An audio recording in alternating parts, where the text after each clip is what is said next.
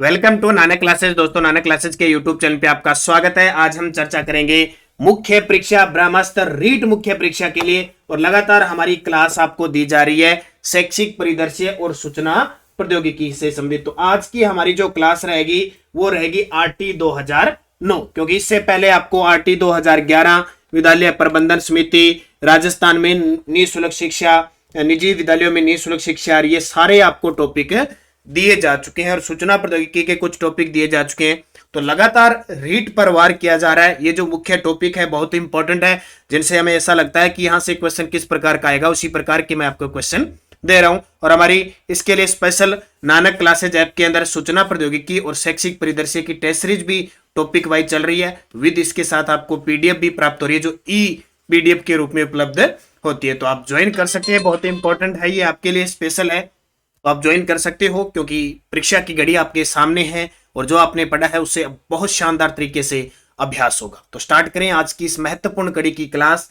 शैक्षिक परिदृश्य और आरटीई 2009 पर हम चर्चा करेंगे। अब होगी तैयारी रीट पर जीत की। जो भी क्वेश्चन बनते हैं बस इतना पढ़ लीजिए, आपको और पढ़ने की जरूरत नहीं होगी।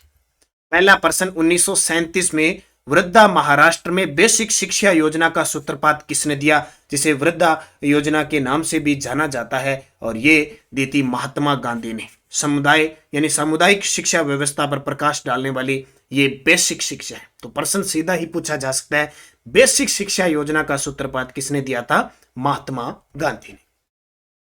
नीति निर्देशक तत्व के किस अनुच्छेद में निःशुल्क व अनिवार्य बाल शिक्षा का प्रावधान है?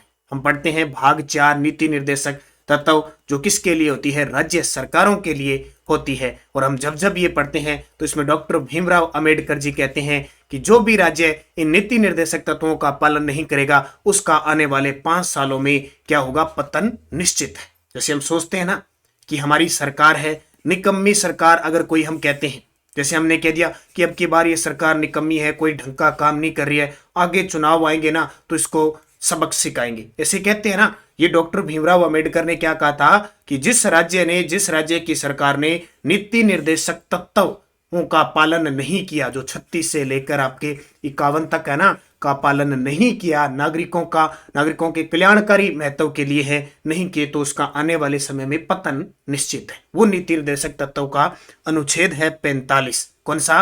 अनुच्छेद 45 के अंदर निःशुल्क व अनिवार्य बाल शिक्षा का अधिकार का प्रावधान है। क्योंकि एक एक टॉपिक से एक एक प्रश्न आना है, इतने टॉपिक सारे हैं, चाहे रीट लेवल फर्स्ट है चाहे 2 है, एक एक सबको आता है, कईयों को तो आता ही नहीं है। 86वां संविधान संशोधन 2002 के तहत प्रावधान किए गए उनमें से सत्य कथन बताइए। तो 86वां संविधान संशोधन ये कहता है, इसके तहत मूल अधिकारों की बात करें तो मूल अधिकारों में अनुच्छेद 21 कै, याद रखना, अनुच्छेद 21 कै भाग 2 में निःशुल्क शिक्षा का प्रावधान है। अनुच्छेद 21 कै के भाग 2 में निःशुल्क शिक्षा का प्रावधान है। बिल्कुल। नीति निर्देशक तत्व, अनुच्छेद 45 में 0 से 6 आयु वर्ग के बच्चों की प्रारंभिक शिक्षा, और मूल कर्तव्य अनुच्छेद 51 कै भाग 4 में 11वां मूल कर्तव्य जोड़ा गया। हम पढ़ें कि अगर शिक्षा से संबंधित बात करें तो 86वां संविधान संशोधन है, कब पारित? 2002 का। अब आपसे पूछे मूल अधिकारों में इसका उल्लेख निःशुल्क शिक्षा का है, अनुच्छेद 21 कै। नीति निर्देशक में पूछे अनुच्छेद 45 में, और मूल कर्तव्य पूछे तो 11वां मूल कर्तव्य जोड़ा गया, और 51 कैम के अंदर ये भाग 4 के अंदर जोड़ा गया। तीनों ही पॉइंट आपके लिए इंपॉर्टेंट है। एक आधा जो पर्सन आएगा हो सकता है वो यहां से पूछ ले, क्योंकि आपकी बेसिक यूनिटी चेक करेगा कि जो आप रीट लेवल फर्स्ट है या सेकंड का कोई विद्यार्थी है, क्या वास्तव में उससे इनको इस चीजों का पता है या नहीं। आरटी 2009 के बारे में असत्य कथन बताइए। एक बात मैं बता देता हूं, जो आपका बोर्ड है ना RSMSSB, जिसके अध्यक्ष चेयरमैन हरिप्रसाद शर्मा, ये बोर्ड ज्यादा रटा रटाया चीज नहीं पूछता, ये ब्लाइंड टू लाइन सीधी नहीं पूछता, ये बेसिक चीजें घुमा फिरा के प्रश्न देता है। बच्चे को किस प्रकार विद्यार्थी क्वेश्चन को हैंडल कर पाता है, इस प्रकार के क्वेश्चन ज्यादा पूछता है। तो देखिए, आरटी 2009 के बारे में असत्य कथन बताना है। 20 जुलाई 2009 राज्यसभा में पारित हुआ। बिल्कुल, पहले राज्यसभा में पारित हुआ, ध्यान रखना कब? 20 जुलाई 2009 को। 4 अगस्त 2009 को लोकसभा में पारित हुआ। 4 अगस्त 20, फिर 4 जुलाई के बाद अगस्त, और फिर 26 अगस्त आई 2009 को राष्ट्रपति की इस पे सहमति मिल गई। 1 अप्रैल 2011 से भारत में लागू। तो तो ये गलत है। 1 अप्रैल 2010 से ये भारत में लागू हुआ था, जम्मू कश्मीर को छोड़कर। ठीक है, 1 अप्रैल 2010 को जम्मू कश्मीर को छोड़कर ये लागू हुआ, सभी राज्यों में लागू हो गया। लेकिन अलग अलग राज्यों ने क्या किया, धारा 38 का प्रयोग किया और अपने राज्यों में अलग अलग बना लिया। जैसे राजस्थान का जो है वो राजस्थान इसका पावर यूज करता है और आरटी 2011 राजस्थान बनाता है। शिक्षा को मौलिक अधिकार घोषित करने वाला दुनिया का भारत कौन सा देश है? तो भारत दुनिया का 135वां देश है और पहला देश नॉर्वे है। आरटी 2009 में कितने अध्याय, धाराएं और अनुसूची शामिल की गई? अब आप ये मत सोचना, आप जब पहले रीट का था तो 30 क्वेश्चन साइकोलॉजी के आते, मनोविज्ञान के, उसमें भी पार्ट नंबर 5वां जो भाग था, पांचवी इकाई थी, उसमें था। उस समय उसमें लगता था कि सिंपल सा मेन धाराएं याद कर लें आ जाए। अब यहाँ ये अलग से दे दिया, तो ऐसे नहीं कि सारी धाराओं के अंदर इतना चले जाओ, इतने चले जाओ कि बेसिक पर्सन गलत करे हो कि आपको आरटी 2011 और आरटी 2009 में भी अंतर न समझ में। तो इसमें अध्याय है 7, 38 धाराएं और एक अनुसूची है। 7 अध्याय, 38 धाराएं, एक अनुसूची। अगर अपने राजस्थान के आरटी 2011 की बात करें तो उसमें कितने, 10 अध्याय, 29 धाराएं। ठीक है, दोनों चीज अच्छे तरीके से पढ़नी है। शिक्षा किस सूची का विषय? हो सकता है वो पर्सन यही दे दे कि बच्चे को ये तो पूछे, पूरा उसने रट लिया आरटी 2011 और आरटी 2009 और सब, कहीं उसको ये भी पता नहीं।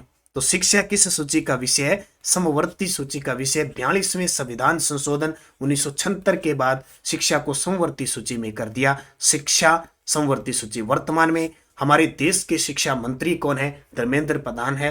राजस्थान के प्राथमिक व माध्यमिक शिक्षा मंत्री है डॉक्टर बी.डी. कल्ला।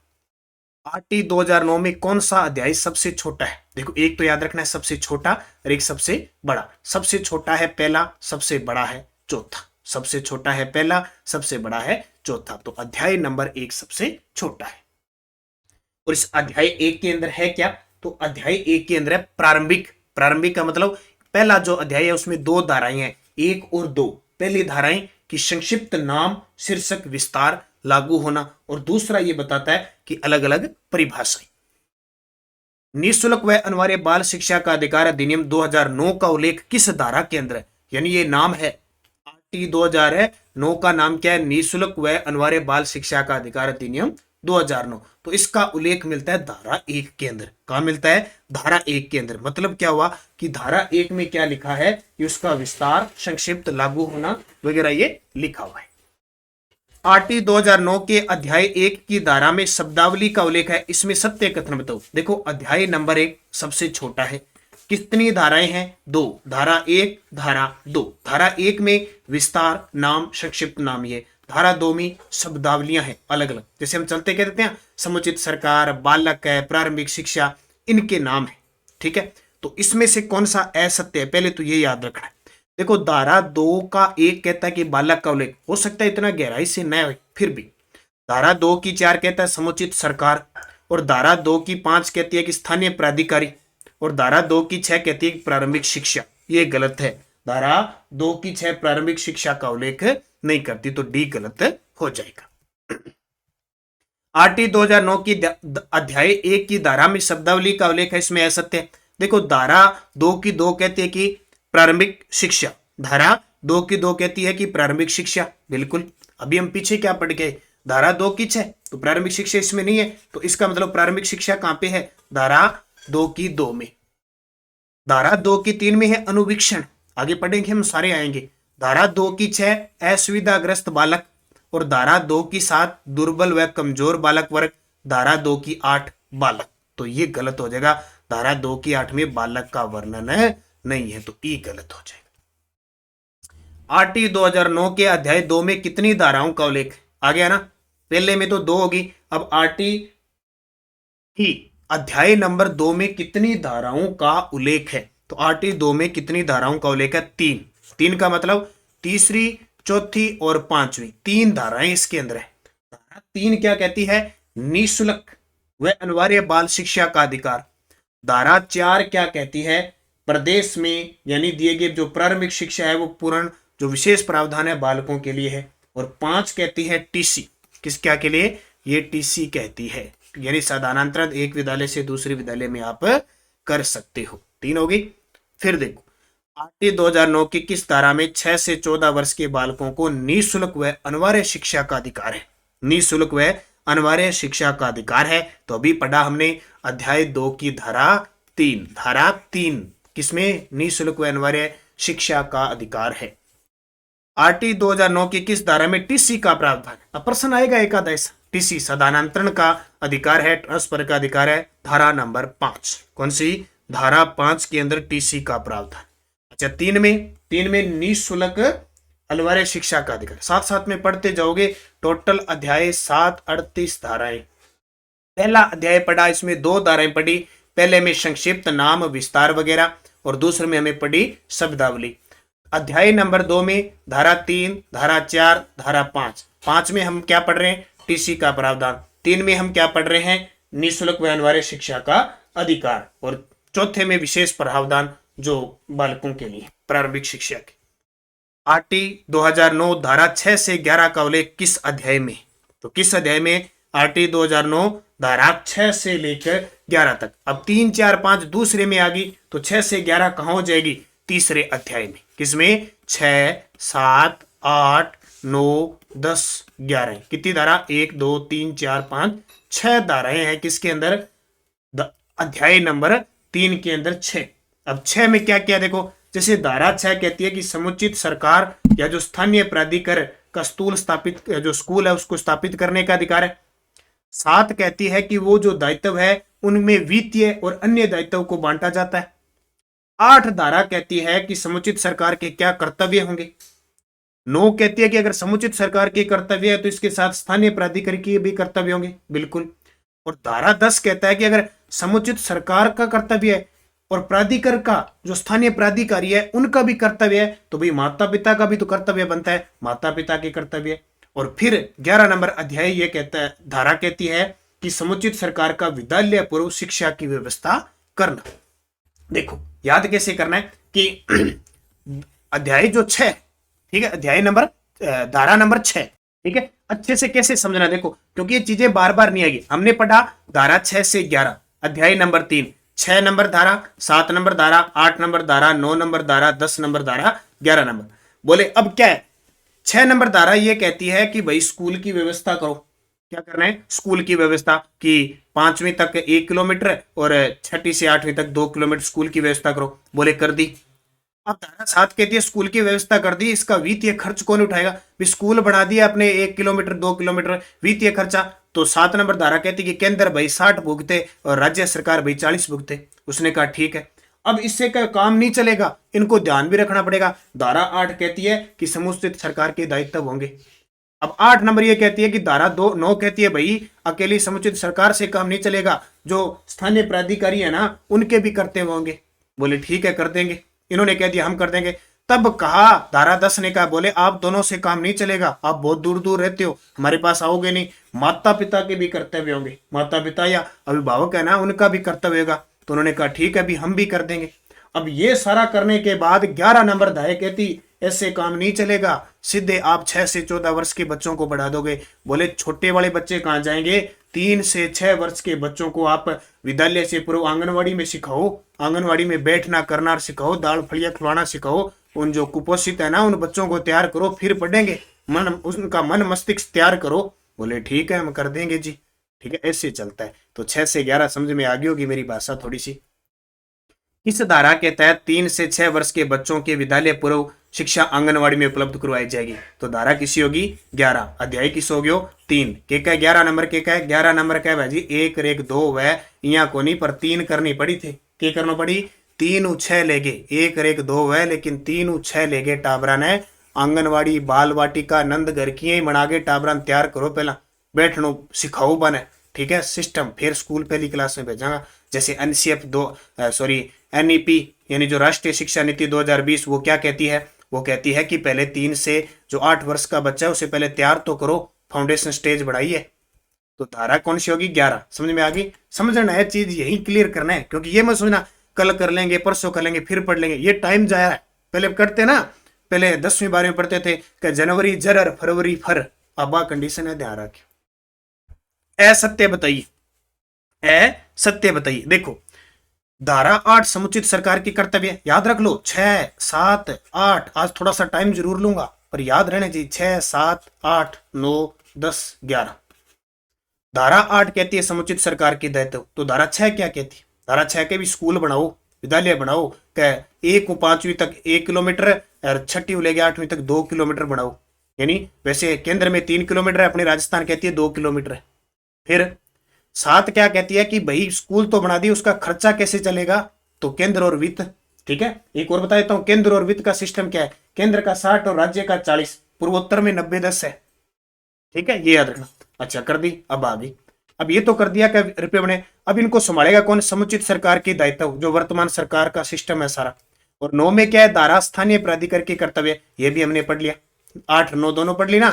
10 क्या कहता है कि माता पिता और संरक्षक का कर्तव्य, बिल्कुल कहते हम भी कर देंगे। तो 8, 9, 10 के कर्तव्य हैं सारे, सभी सत्य। फिर देखो धारा 7 के तहत केंद्र व राज्य सरकार का वित्तीय खर्च, याद रह गया कितना हो जाएगा? 60-40। अच्छा 90-10 किसका है? पूर्वोत्तर राज्यों का। क्या 80-20 भी है? 80-20 नहीं है। क्या 55-45 है? बिल्कुल, 11वीं पंचवर्षीय योजना में 55-45 भी था। और एक समिति आएगी, आगे क्वेश्चन आ जाएगा। वैसे अनिल बोरदाई कमेटी के अनुसार ये 68-32 भी था। धारा 7 के तहत अनिल बोरदाई कमेटी के अनुसार केंद्र राज्य का वित्तीय कितना है? 68-32 आ गया ना। इस धारा के प्रावधानों को पूरा करने हेतु शैक्षणिक स्तर के अंतर को कम करने हेतु ब्लॉक या खंड स्तर पर 6 माह का एक ब्रिज कोर्स का आयोजन करवाया जाएगा। तो एक 6 माह का एक ब्रिज कोर्स करवाया जाएगा।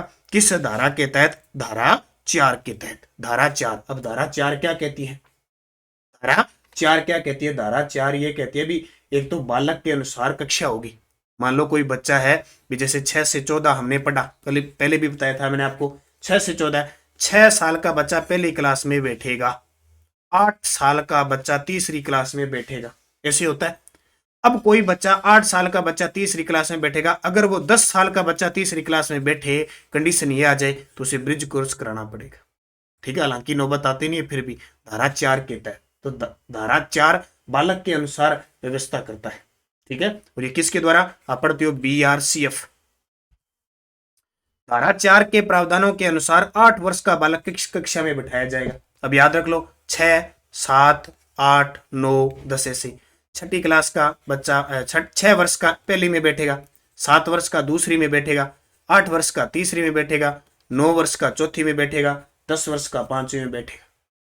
ठीक है, अब अलग अलग वाला हो जाएगा कि किस में क्या बैठेगा। तो कक्षा 8 का जो बालक है वो कक्षा 3 में बैठेगा। विद्यालय में शिक्षकों के उत्तरदायित्व किस अध्याय में उल्लेखित है? शिक्षकों के उत्तरदायित्व है किस अध्याय के अंदर है? विद्यालय में शिक्षकों के, तो चौथा अध्याय पूछे ना आपसे। चौथा, पहला अध्याय क्या है? पहला अध्याय है जो इसमें धारा 1 और 2 परिभाषाओं से संबंधित है, पूर्ण विस्तार प्रारंभिक नाम है। अध्याय दूसरे का नाम क्या है? अध्याय दूसरा जो हमने पढ़ा था 3, 4 और 5, 3, 4, 5। अध्याय 2 क्या कहता है? अध्याय 2 किसकी विशेषता करता है? निःशुल्क अनिवार्य बाल शिक्षा का अधिकार। फिर अध्याय 3 पढ़ा था समुचित सरकार स्थानीय प्राधिकारी माता पिता के कर्तव्य।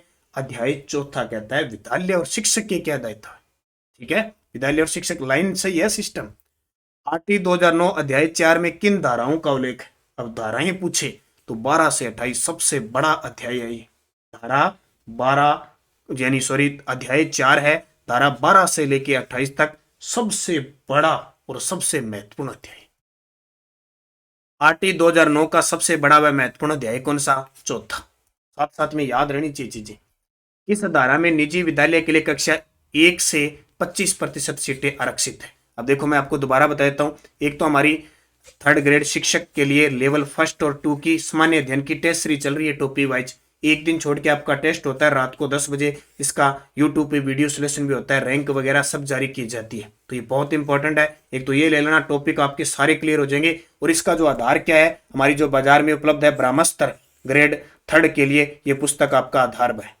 ठीक है, ये पुस्तक लीजिए। हर एक टॉपिक अधीनस्थ बोर्ड माध्यमिक शिक्षा बोर्ड का कलेक्शन है इसके अंदर। और ये करंट की पुस्तक राजस्थान करंट अफेयर्स वार्षिकांक जनवरी से ये बुक ले लेना, इससे बाहर कुछ नहीं है। जो सुबह करंट की क्लास आती है वो इसी के आधार पर। इस धारा में निजी विद्यालय के लिए कक्षा 1 से 25% सीटें आरक्षित है। यानी कक्षा 1 में जितने बच्चे हैं उनकी 25% सीटें आरक्षित है धारा 12। अब हम पढ़ेंगे धारा 12 से लेकर 28 तक, और धारा 12 से लेकर 28 किसमें है स्पेशल और स्पेशल अध्याय 4 के अंदर। धारा 12 ये कहती है कि जो निजी शिक्षण संस्थान है वहां 6 से 14 वर्ष के बच्चों के लिए कक्षा 1 से 25% सीटें आरक्षित है। इसके अलावा जो एलकेजी यूकेजी, नाम सुना आपने एलकेजी यूकेजी इंग्लिश मीडियम के अंदर, यानी उनको कहते हैं पूर्व प्राथमिक शिक्षा, 3 से 11 वर्ष के लिए निःशुल्क शिक्षा है वो भी, ठीक है। आरटी 2009 अध्याय 4 की धाराओं के बारे में असत्य बताइए। देखो धारा 14 क्या कहती है, धारा 14 प्रवेश के समय आवश्यक प्रमाण पत्रों से मुक्ति, ठीक है। प्रवेश के समय आप आवश्यक प्रमाण पत्र है जाति आयु प्रमाण पत्र, उससे मुक्ति आपको नहीं लिया जाएगा। धारा 15 कहती है कि प्रवेश से आप इनकार नहीं कर सकते, ठीक है। वैसे तो तारीख होती है 30 सितंबर, लेकिन वर्ष परंत आप प्रवेश ले सकते। धारा 16 कहती है प्रारंभिक शिक्षा पूर्ण होने तक न फेल करना और न विद्यालय से निष्कासित करना। न तो आप प्रारंभिक शिक्षा नहीं 8वीं क्लास तक न तो फेल कर सकते हो न बात। हालांकि अपनी राजस्थान सरकार ने जनवरी 2019 में एक संशोधन किया था और नो डिडक्शन नीति के तहत 8वीं कक्षा तक फेल कर सकते, ठीक है। नो डिटेक्शन जो होती है डिटेक्शन, इसके तहत हालांकि उनको दोबारा मौका दिया जा सकता है। धारा 17 एसएमसी का गठन, ये गलत है भी। धारा 17 एसएमसी नहीं होता, बल्कि धारा 17 है अध्यापक को आप अध्यापक है वो बच्चे को पीट नहीं सकता। आपने पढ़ा होगा एक धारा 17 अनुच्छेद 17 पढ़ा होगा आपने, अस्पृश्यता का अंत। बस यहां से याद लगा लेना कि धारा 17 है जो अध्यापक है वो बालक को छू नहीं सकता। अस्पृश्यता होता है ना, अस्पृश्यता का अंत, तो अध्यापक है वो बालक को छू नहीं सकता भी, और कई सामने भी आए थे आपके सामने। धारा 17 ये गलत। एसएमसी का गठन 21 में। किस धारा के तहत विद्यालय में शारीरिक और मानसिक दंड नहीं दिया जाएगा बालक को? बिल्कुल भी, न मानसिक प्रताड़ना होगी न शारीरिक। कोई भी अगर वो लेट आया है, चोरी नहीं की, क्यों पड़ा है, उसको पूछा जाएगा, उसका समाधान किया जाएगा, न कि 2 फड़ीर लगा दे। पहले होते थे ना, अपने जब पढ़ते थे पहली दूसरी में बड़ी रेल बनती थी, याद होगा, टीचरों से इतने डरते थे।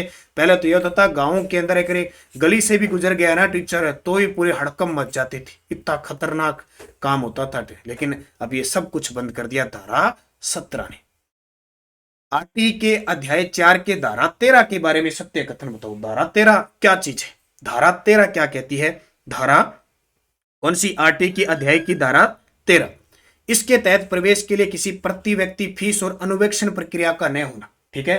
कोई भी प्रवेश परीक्षा नहीं ली जाएगी, कोई कैपिटेशन फीस नहीं ली जाएगी, जिसको कहते हैं ना प्रति व्यक्ति शुल्क। कोई प्रवेश शुल्क नहीं लिया जाएगा, कोई अभिभावक हस्ताक्षर साक्षात्कार नहीं लिया जाएगा, किसी भी प्रकार का कोई भी अनुवेक्षण प्रक्रिया वो सब बंद।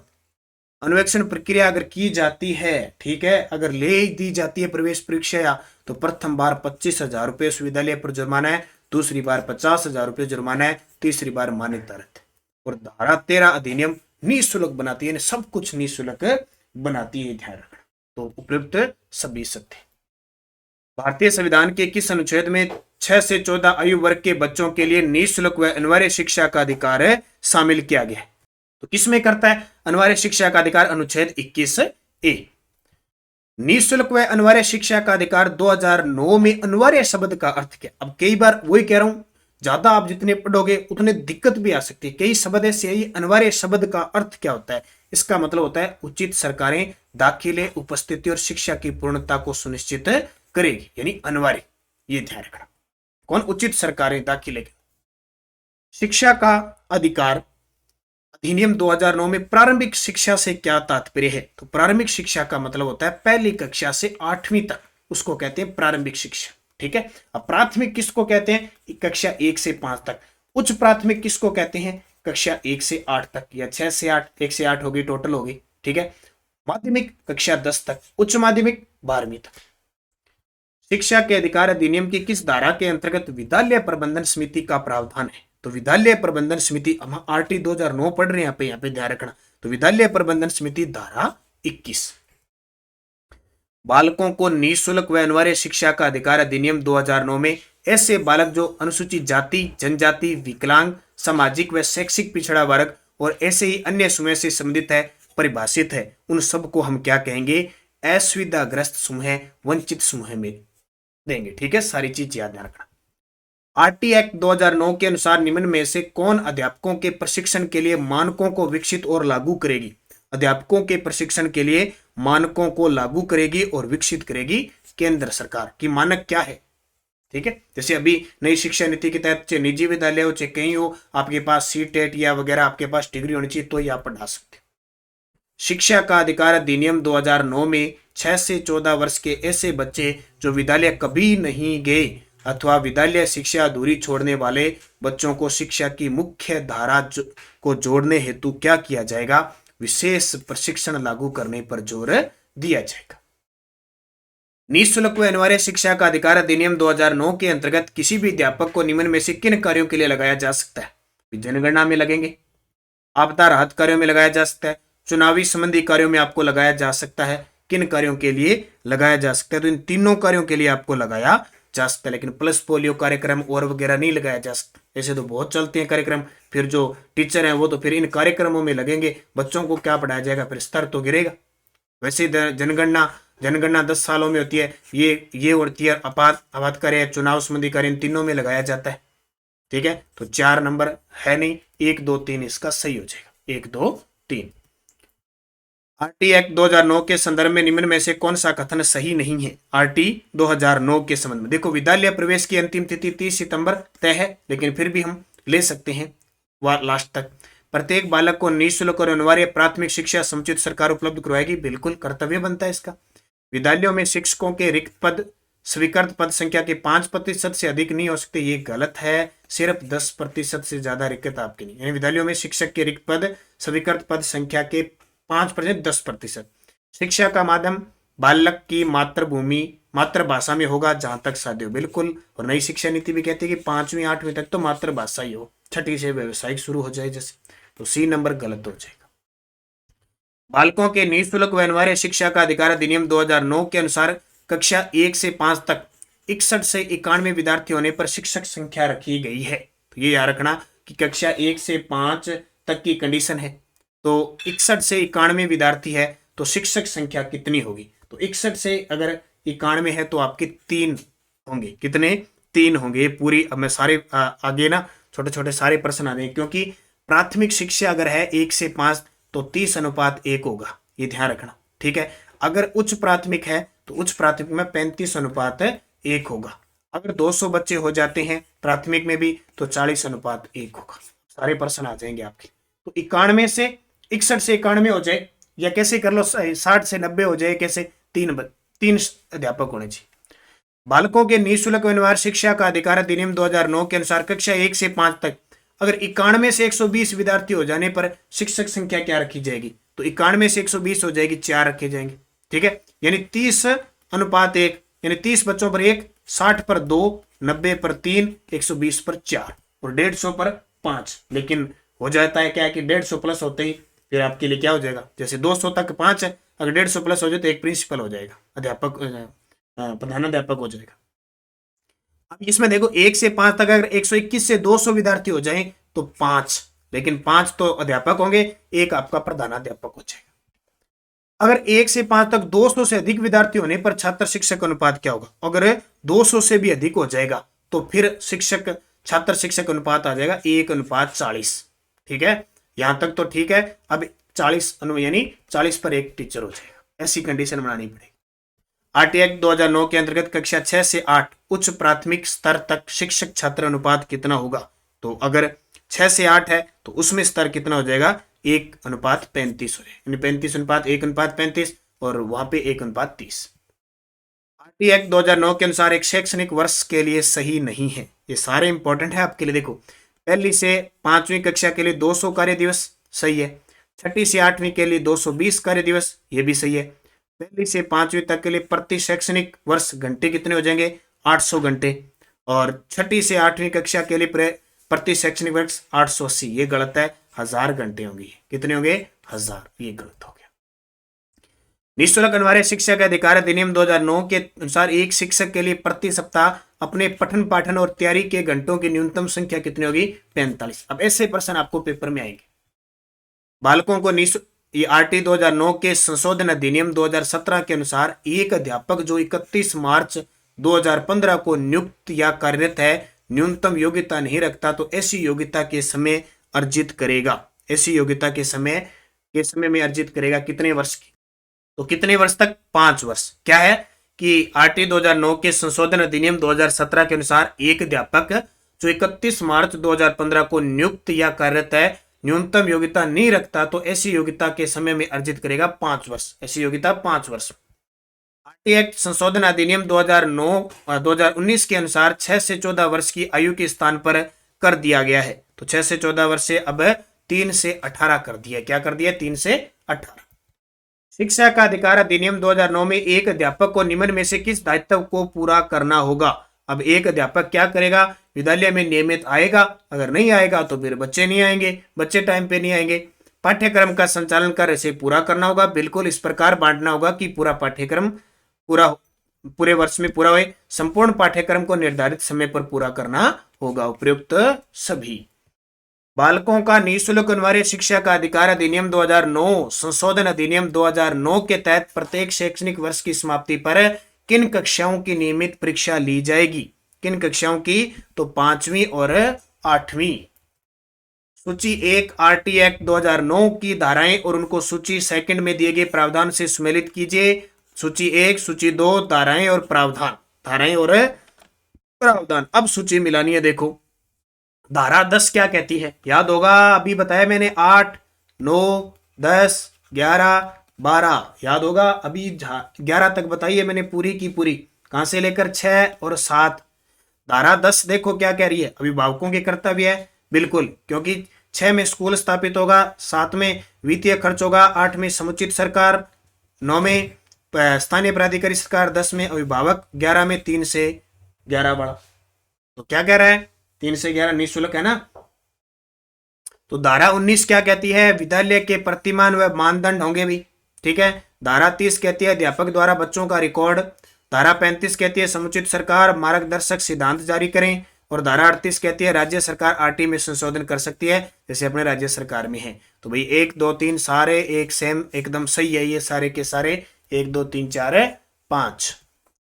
शिक्षा का अधिकार 2009 में किस अध्याय में विद्यालय और शिक्षकों की जिम्मेदारी का वर्णन है? ये तो अभी बता दिया। किसमें है? विद्यालय और शिक्षकों की जिम्मेवारी है धारा 4 के अंदर। कहां से लेकर? धारा 4 में 12 से लेकर 28 तक। फिर बालकों का निःशुल्क और अनिवार्य शिक्षा का अधिकार अधिनियम 2009 के तहत कक्षा 6 वर्ष यानी 6 वर्ष से अधिक उम्र का बालक जो किसी भी स्कूल में प्रवेशित नहीं रहा, ऐसे बालक को किस कक्षा में प्रवेशित किया जाएगा? तो उसकी आयु के अनुरूप ही। ठीक है। मान लो 10 साल का बच्चा है, वो 10 साल का हो गया और किसी क्लास में नहीं लगाया, फिर वो 10 साल की उम्र के हिसाब से लगाया जाएगा। निःशुल्क अनिवार्य बाल शिक्षा अधिकार के अंतर्गत विद्यालय प्रबंधन समिति का गठन किया जाता है ना। धारा 21, जिसकी क्रियान्वयन समिति के सदस्य में निम्न में से कौन सम्मिलित नहीं होंगे?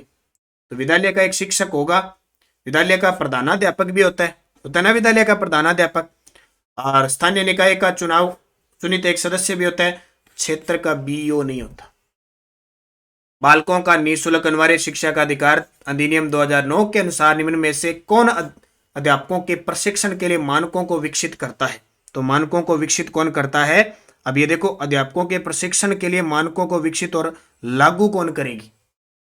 इसका उत्तर क्या आ जाएगा? केंद्र सरकार। अगला देखिए, निम्नलिखित संरचनाओं में से शिक्षा का अधिकार अधिनियम 2009 किसकी वकालत करता है? शिक्षा का अधिकार अधिनियम 2009 किसकी वकालत करता है? समावेशी शिक्षा की।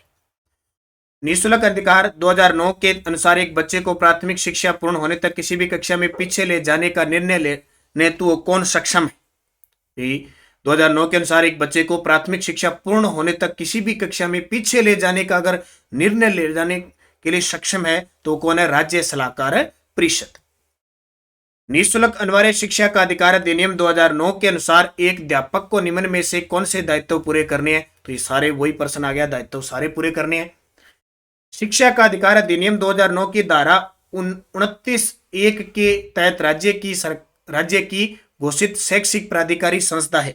राज्य की घोषित जो शैक्षिक प्राधिकारी संस्था है वो कौन सी है? तो वो शैक्षिक प्राधिकारी है अपनी RSCERT जिसकी स्थापना 1978, ये भी हम सारी चीजें पढ़ेंगे। शैक्षिक परिदृश्य में टॉपिक आपकी जन कल्याणकारी फ्लैगशिप है, कोई जितनी भी विद्यार्थी कल्याणकारी योजनाएं हैं सब पढ़ेंगे एक चीज एकदम। ये RSCERT क्या है और कौन से बोर्ड है सब। निःशुल्क और अनिवार्य बाल शिक्षा का अधिकार अधिनियम 2009 के अनुसार अध्यापकों द्वारा निम्न में से कौन सा दायित्व पूरा नहीं किया जाना है। कौन सा दायित्व नहीं किया। शैक्षिक कैलेंडर का विनिश्चय आप नहीं कर सकते, ये शैक्षिक कैलेंडर अध्यापक नहीं बनाता। माता पिता अभिभावकों से नियमित बैठक कराना ये उसका कर्तव्य है। प्रत्येक बालक की अधिगम की क्षमता का आकलन करना उसका कर्तव्य है। विनिर्दिष्टित समय के भीतर संपूर्ण पाठ्यक्रम, जितना समय दिया गया उसके अंदर संपूर्ण पाठ्यक्रम। एक नंबर गलत है। RT एक्ट 2009 की कौन सी धारा यह दर्शाती है कि प्रत्येक माता पिता या संरक्षक का यह कर्तव्य होगा कि वह आसपास के विद्यालय में प्रारंभिक शिक्षा के लिए अपनी संतानों को प्रवेश दिलाए। ये मूल कर्तव्य बन गया। धारा 10 हमने क्या पढ़ा धारा 10 के अंदर, ये आपके लिए इंपॉर्टेंट हो जाता है क्योंकि सारी चीजें आपको याद रखनी है। 6, 7, 8, 10 कहते हैं और 11 वो आंगनवाड़ी। 10 क्योंकि आपको पता है धारा सबसे ज्यादा, अगर अध्याय जो इंपॉर्टेंट है ना वो चौथा है, सबसे इंपॉर्टेंट चौथा है 12 से 28। 10 वर्ष की आयु का बालक जो पूर्व में कभी स्कूल नहीं गया होगा किस कक्षा में प्रवेश के योग्य है। तो 10 साल का बच्चा कौन सी कक्षा 5। बच्चों के लिए मुक्त और अनिवार्य शिक्षा कानून 2009 के निम्नलिखित में से किस भाग को बच्चों के लिए निःशुल्क व अनिवार्य शिक्षा कानून 2019 द्वारा संशोधित किया गया था। भाग 16 किसमें संशोधित किया गया, जो भाग 16 है उसमें संशोधित किया गया। तो ये ध्यान रखना। आपको पता है 2019 में संशोधित किया अपनी राजस्थान सरकार ने, जैसे कौन सी कि फेल करने की नीति, लेकिन उसको उस तरीके से दोबारा अवसर दिया जाएगा। निःशुल्क व अनिवार्य शिक्षा अधिकार अधिनियम 2009 के अनुसार कक्षा 6 से 8 तक एक शैक्षणिक वर्ष में निर्धारित कार्य दिवस कितने होंगे। तो अभी बताया मैंने कि कक्षा 1 से 5 के लिए जो कार्य दिवस होंगे वो 200 और 6 से 8 के लिए 220 थे।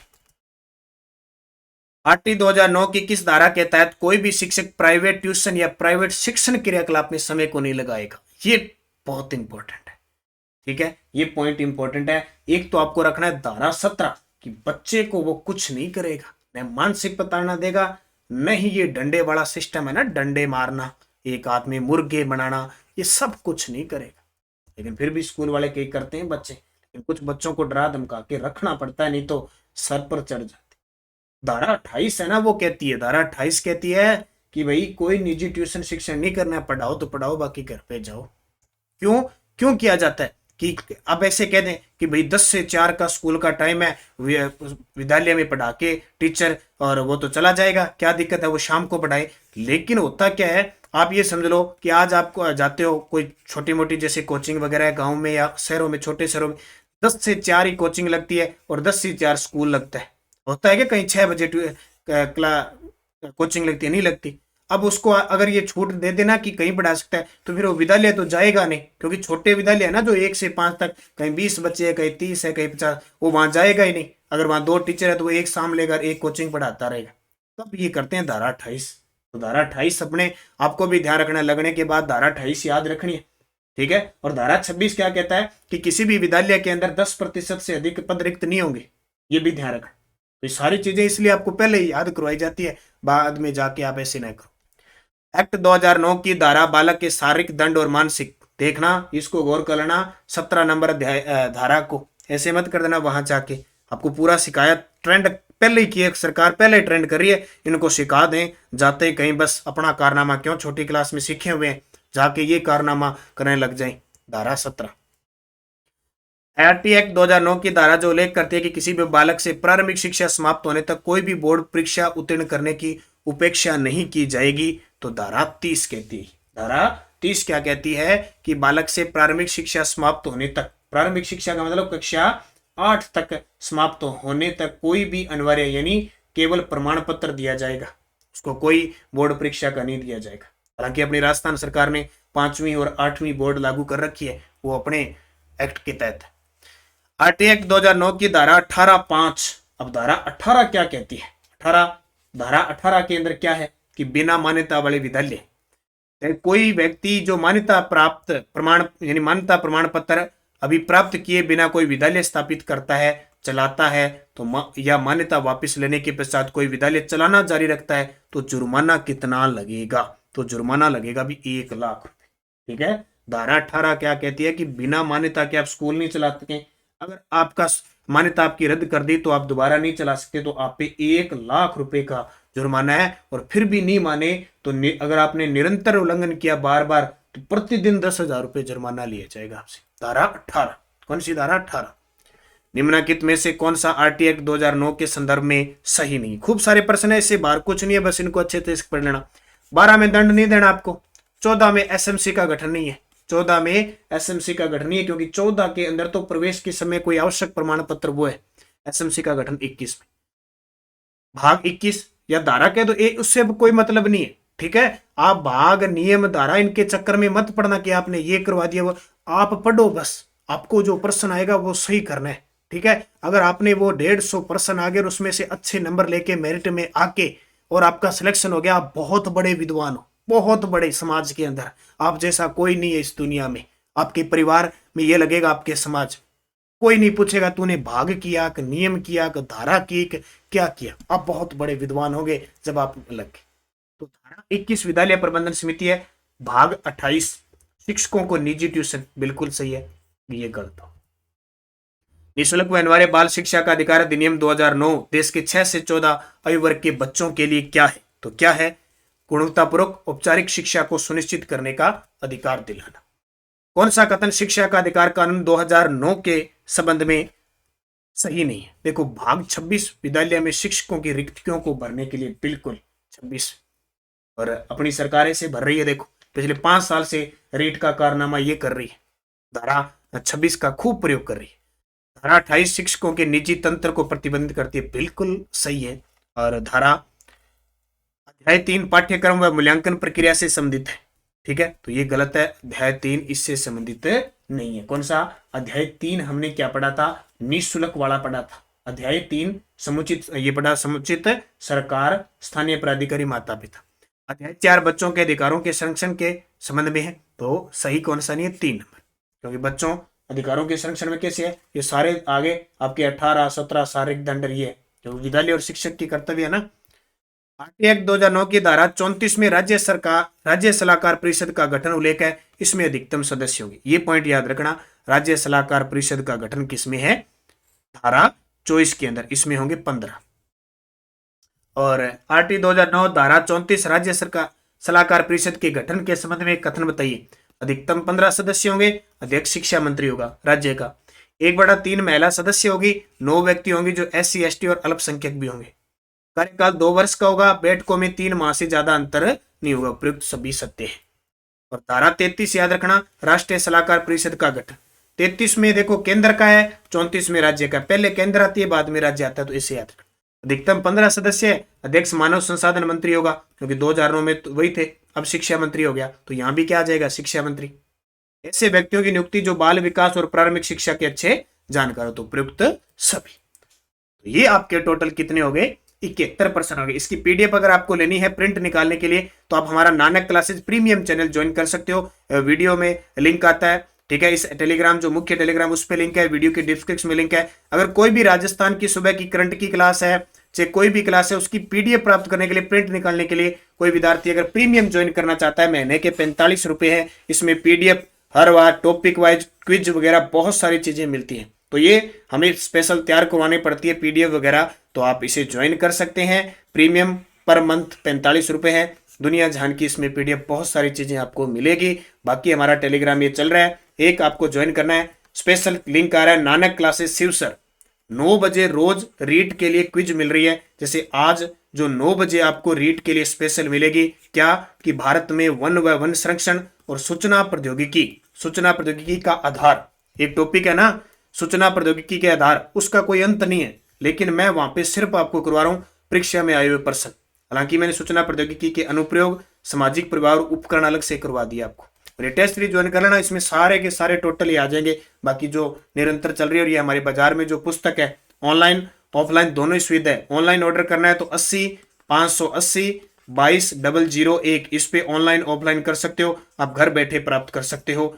ये 3rd ग्रेड ये भी और ब्रह्मास्त्र दोनों ही आपके लिए बहुत इंपॉर्टेंट है। धन्यवाद। इस प्रकार हमारी क्लास लगातार रहें, पढ़ते रहें, बढ़ते रहें और अपने लक्ष्य की तरफ बढ़ें। लेकिन थोड़ा ध्यान दीजिए, सारे विद्यार्थी लाइक और शेयर जरूर कर दिया करो वीडियो को, ताकि हमें लगे कि हमें बच्चे पसंद कर रहे हैं, हमें उतना ही प्रोत्साहन मिलता है जैसे आप पढ़ते हो ना, स्टिमुलस है, रिस्पॉन्स है, वो पढ़ते हो तो होता क्या है, पुनर्बलन हमें भी मिलता है। अगर आप लाइक शेयर करते हो, नहीं करते हो तो हमें लगता है भी यार बच्चे भी अपने हिसाब से काम करें। कुछ बच्चे कह देते हैं कि सर हमें बेरोजगार हो, हमें तो ये मत करना, लेकिन बेरोजगार के हाथ तो होते हैं ना, हाथों की उंगलियां तो होती है, तो बेरोजगार को नैनो सेकंड लगती है, आप लाइक कर दिया करो। हर चीज अकेले नहीं होता है, एक कारवां बनाना पड़ता है, चलना पड़ता है सबके साथ, फिर हम करते हैं। बाकी आपकी मर्जी, दुनिया जैसे है, रंगीलो राजस्थान है, जैसे करें। धन्यवाद। जय हिंद, जय भारत।